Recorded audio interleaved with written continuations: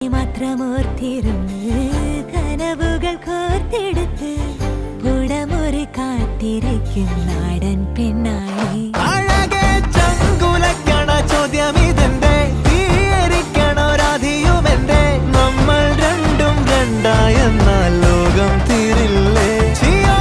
കാവിലെത്തി വിളക്കു കൊളുത്തി നാടറിഞ്ഞൊരു താലിയും കെട്ടി കയ്യിൽ കൈയും കോർത്തും കൊണ്ടേ കൂടെ കൂട്ടും ഞാൻ. മഴവിൽ ചന്തമേ നീയൻ സ്വന്തമേ, തന്താനേ തന്താനേ തന്ത